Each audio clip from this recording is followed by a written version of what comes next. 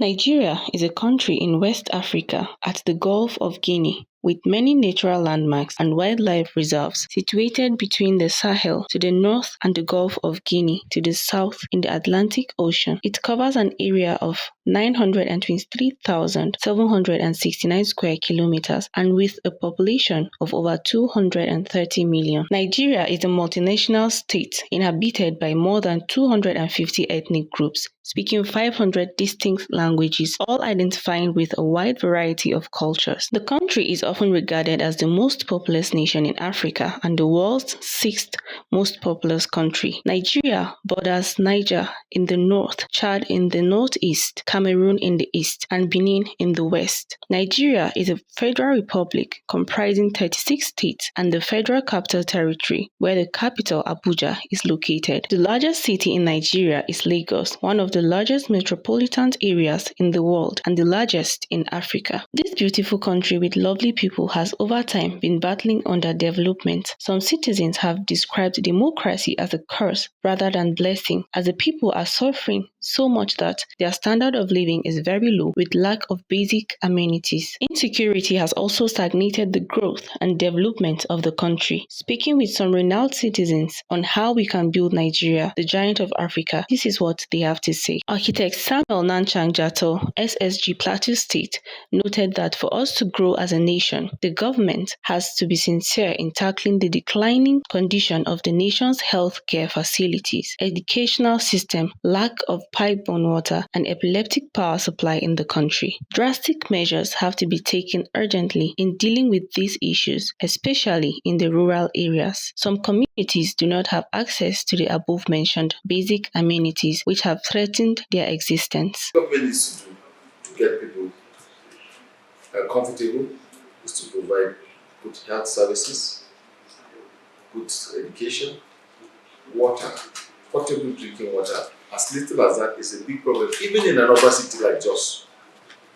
Today there are so many areas where you go and it's difficult to get clean drinking water. So those are the basic things, apart from peace and security, which is a primary becoming a pandemic in Nigeria today.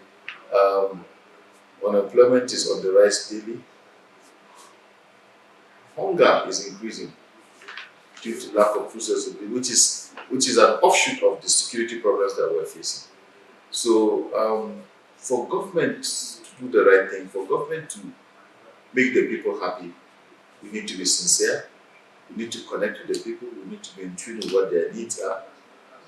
Yes, they need good roads to move on. Yes, they need, but the basics, education, our literacy level is so low, and that I think affects us in terms of output, in terms of productivity, in terms of even accessing so many other things that on the global stage would have been easily accessible to Nigerians. We are not able to get to because we are not digitally, we are not computer literate, we are not even literate enough to read books, read newspapers. Like the popular saying goes, if you want to hide something for Nigerians, just put it in a book. Speaking further, he placed emphasis on agriculture and the need to have an efficient town planning system. Increase emphasis on agriculture. We have to do agriculture. We need to produce more for food sufficiency because the country is growing in numbers. The estimation is that we are over 200 million people. So if you have over 200 million people and your subsistence farming has not changed, the methods of farming have not changed till today, you are still using the hoe, you are still using that, you cannot feed the number that you were feeding 40, 50 years ago. So we need to change our approach. We need to begin to go on mechanized, large scale, optimize our productivity. That will help us to increase our food sustainability. Because agriculture is the only way. We have land all over the country, not just in Plateau State, all over Nigeria. There's enough land for farming, there's enough land for cattle grazing, there's enough land for fisheries where ponds and all can be done. We are blessed with so many things, so many minerals, but we're not optimizing the use of all these things. There is no standard mining company in Nigeria. Meanwhile, the quantity, the volume of minerals that are being taken out of this country on a daily basis is alarming. But you can't find one standard mining company in Nigeria.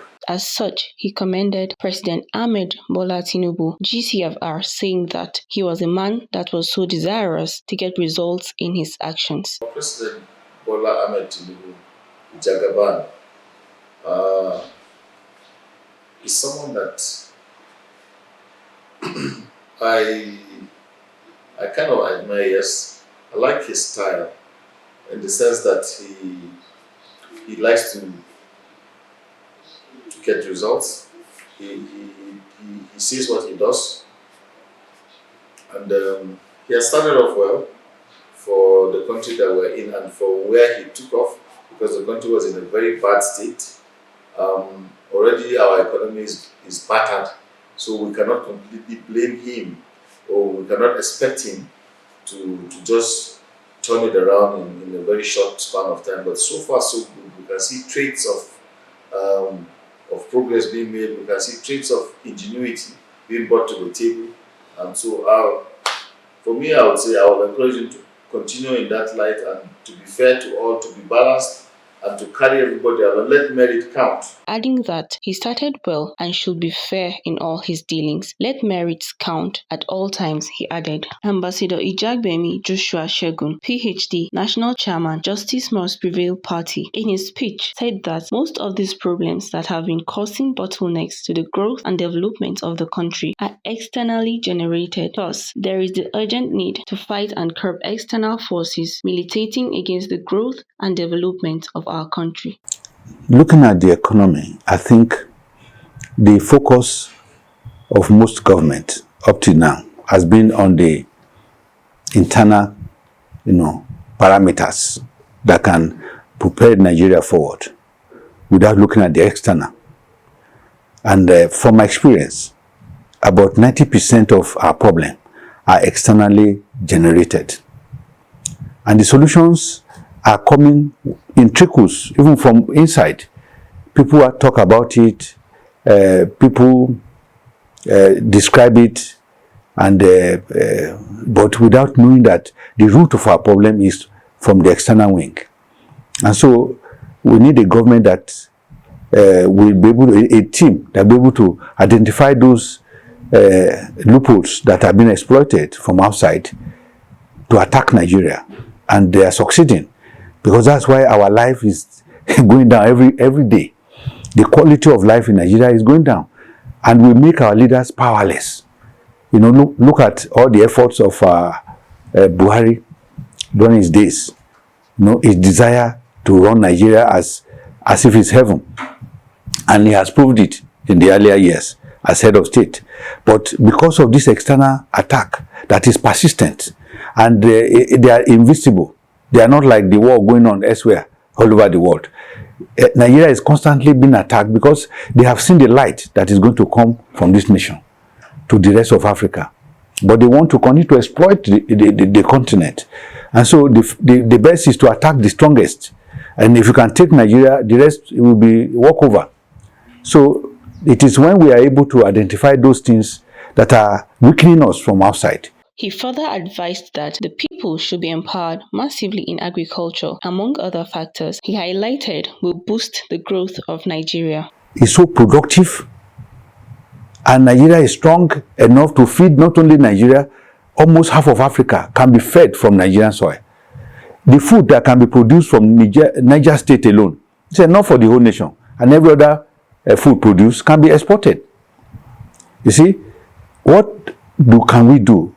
We can, empower our people into agriculture, dividing the land into their hands and giving them certificate of occupancy, for example, so that a farmer can use that certificate to get money from the bank.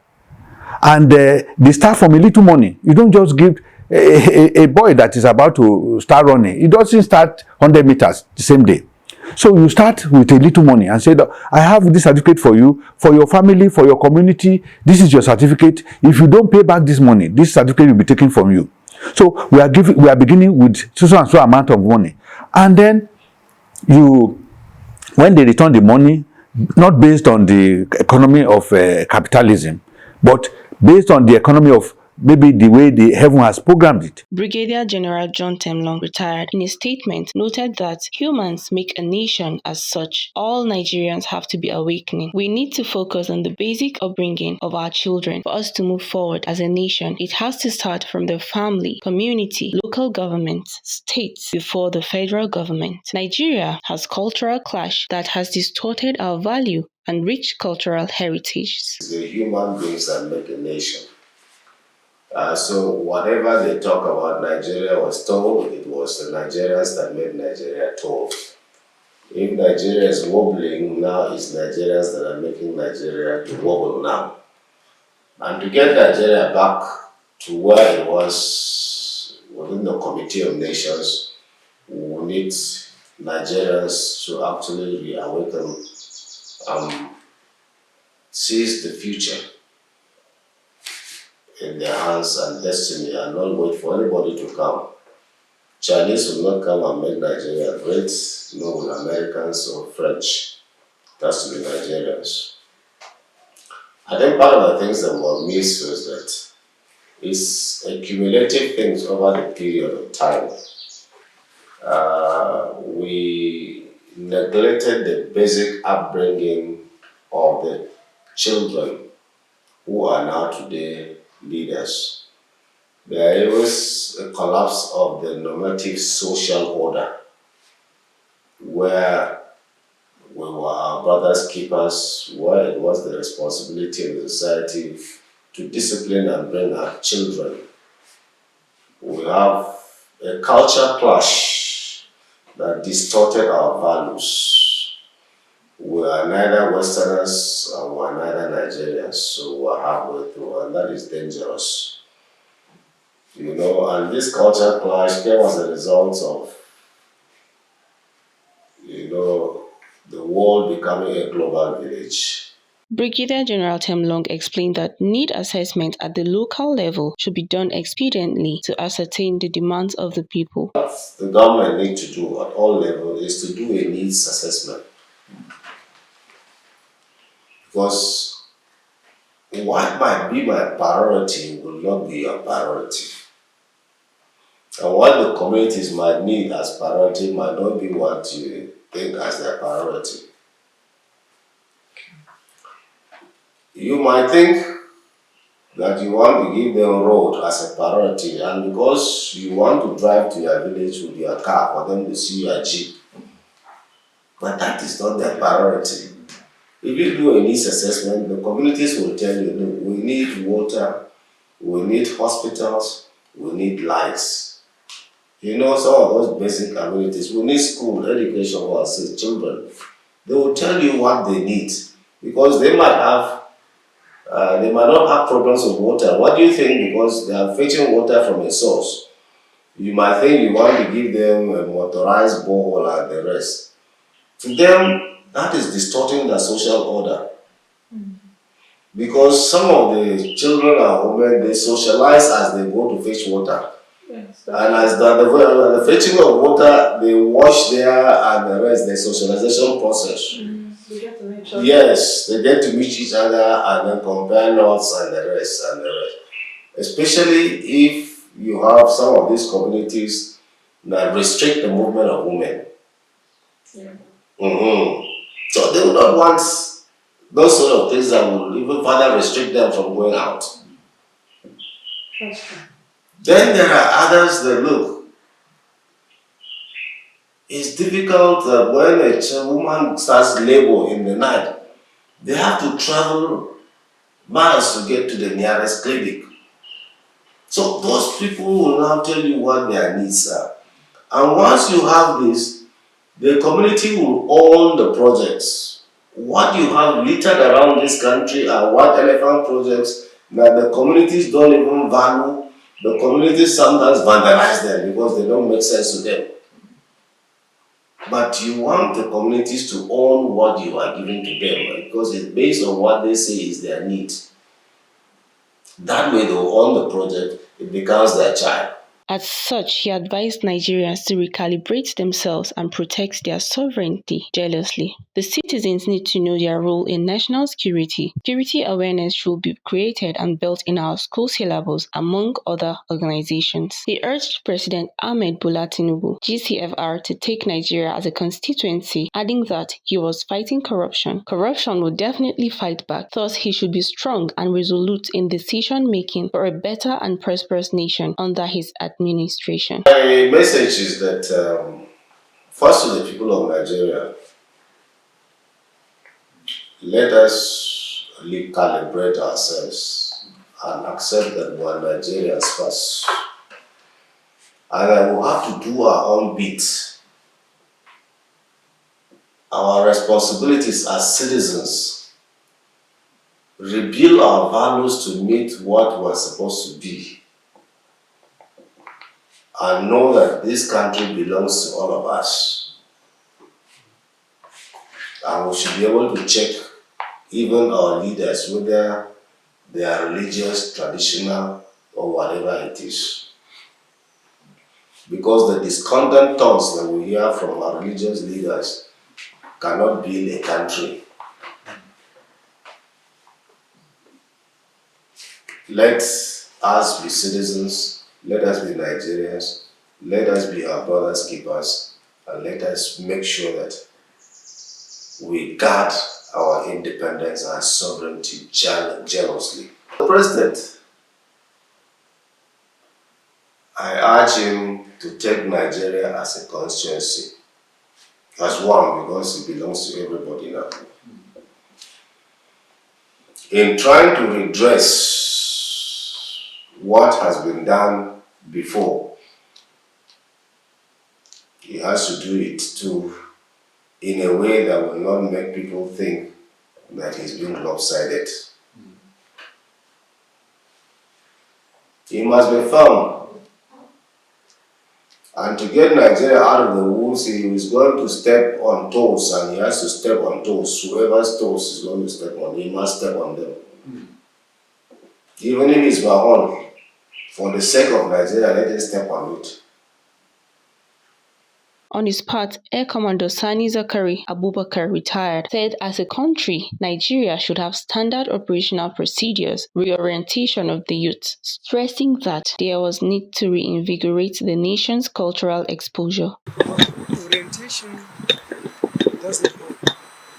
When I was growing up in the 60s and 70s, people were very honest, people were well oriented, there were systems that worked. Probably we are more in population now in Nigeria, but if that same system could be reinvigorated, where from the beginning a child goes through cultural exposure, cultural training. I started growing up in a village called Madobi, which is still called Madobi now. In that village, there were very few people and almost everybody knew everybody. A child will never go and pick something that is not his own. And if a child goes home with something beyond a particular level, let's say 2 kobo, not 5, 2 kobo, the child must explain why he got it and the parents will trace it. Craze for money might be part of it, but sincerity and cultural training, we all have very good cultural backgrounds, good heritage. Why don't we go back to that? In his submission, Barrister Jonathan Adamu noted that Nigerians were suffering in a geometric progression and called for good governance as a solution to the problems confronting the nation. Do you tell people who are suffering? I can't tell them to be patient a little bit more. They've been patient. I can't tell them to endure. They've been enduring for a long time. But let me say something about the person of the president. I believe that intellectually he has the capacity. He has the capacity to fix this country. And so I'll say to the people of this country, give President Tinubu a chance. But he doesn't have much time. I'll say to them, let them give the president a chance. Nigeria shall stand tall again. We believe in our country and also in our president, Bola Ahmed Tinubu, GCFR.